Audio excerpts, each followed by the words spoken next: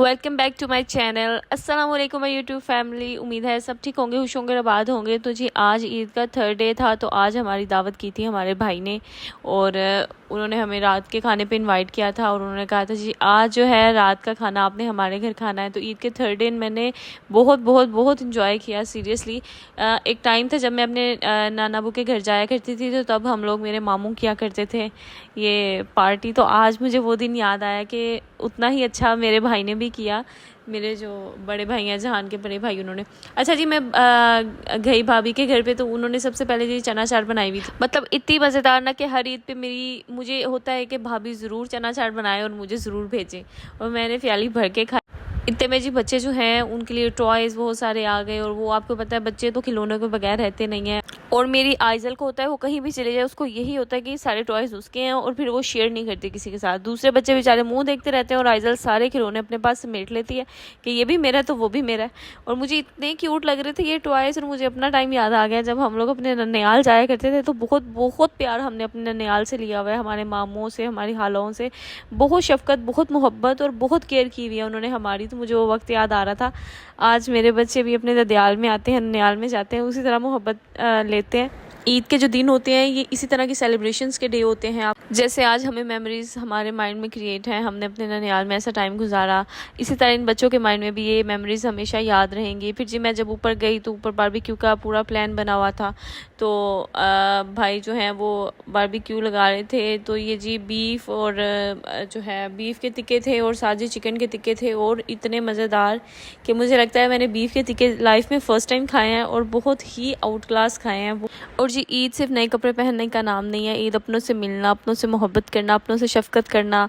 और ईद आपके घर में सिर्फ मेहमानों के आने का नाम नहीं है।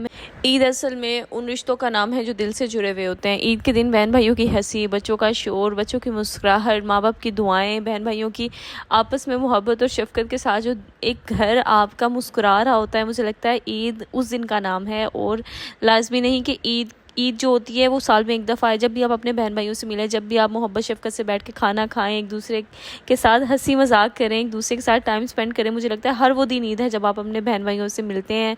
और ये चीज़ मुझे बड़ी रियलाइज़ होती है कि इस दफ़ा मेरी जो सिस्टर है वो नहीं आ सकी ईद पे हमसे मिलने। तो मुझे बहुत फील हुआ है कि पहली ईद ऐसी आई है जब वो मेरे साथ नहीं है, और मुझे बहुत महसूस हुआ है।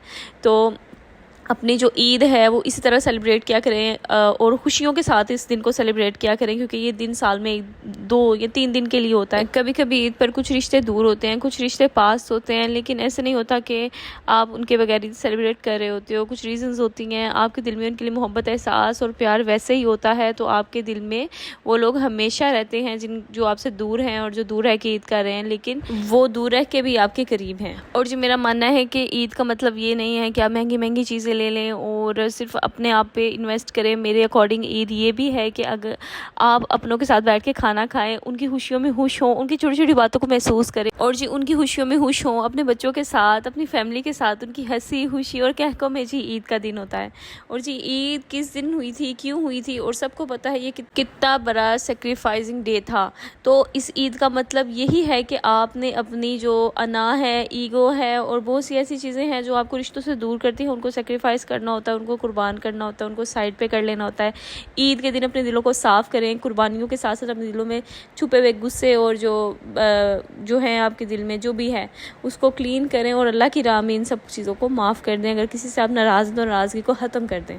अच्छा जी, यहाँ पे ना चिकन के टिक्के बनने स्टार्ट हो गए थे। पहले बीफ के बन रहे थे, और इतने को आउट क्लास बने थे कि सीरियसली मैंने ओवर ईटिंग की थी। मुझे इतना मज़ा आया था ना खाना खाने का। और बहुत बहुत शुक्रिया भाई, मैं फिर बोल रही हूँ कि अपने बहन भाइयों के साथ टाइम ज़रूर स्पेंड किया करें। ये वो प्रीशियस टाइम है जिससे आपके बच्चे बहुत कुछ लर्न करते हैं, बहुत कुछ सीखते हैं, उनको बहुत कुछ सीखने का मौका मिलता है। वो अपनों के साथ बैठते हैं, मोहब्बत का जज्बा देखते हैं, शफकत देखते हैं, अपनों के साथ जी कैसे टाइम स्पेंड किया जाता है, बड़ों की रिस्पेक्ट कैसे की जाती है, और मोहब्बत कैसे बांटी जाती है। ये सारी चीज़ें बच्चे जब आप उनको लेके अपने साथ बैठते हैं अपनी फैमिली में लेके चलते हैं तो बच्चों में आपस में मोहब्बत और इत्तेहाद बढ़ता है। तो मैं यही कहूँगी कि ईदों पे अपने बच्चों को अपने कज़न्स के साथ, अपने रिलेटिव्स के साथ ज़रूर मिलाया करें। यही वो रिश्ते हैं जो इनकी पावर है और आगे चलकर भी ये इन्हीं रिश्तों की रिस्पेक्ट तब करेंगे जब आप इनको इनसे मिलवाएंगे और सिखाएंगे कि इन रिश्तों को कैसे लेके चलते हैं। फिर जी भाभी ने मैंगो काटा हुआ था और हमारी मरीम को ना मैंगो बड़ा पसंद है। उसके बाद जी मैंने भी थोड़ा सा खाया, लेकिन मुझे चाय इतनी को तलब हो रही थी ना इस टाइम चाय की, और इतनी को मज़ेदार चाय बनी हुई थी, बहुत टेस्टी। फिर ऊपर इतना ज़्यादा म्यूज़िक लगा हुआ था ना, मुझे सर दर्द शुरू हो गई थी। मैं नीचे आ गई और बच्चों ने पियानो का शोर मचा दिया, तो मैंने कहा चलो खेल लो, ये दिन कौन से बार बार आते हैं। तो जी खुशियाँ दें और खुशियाँ लें, एक दूसरे की खुशी में खुश होना सीखें और मुस्कुराहट का वजह बने आप भी। और जी वापसी के लिए हम लोग घर की तरफ रवाना हो चुके थे। और अगर आपको व्लॉग पसंद आया हो तो do like, subscribe and share. अपना ख्याल रखिएगा। Take care. अल्लाह हाफिज़। Bye bye.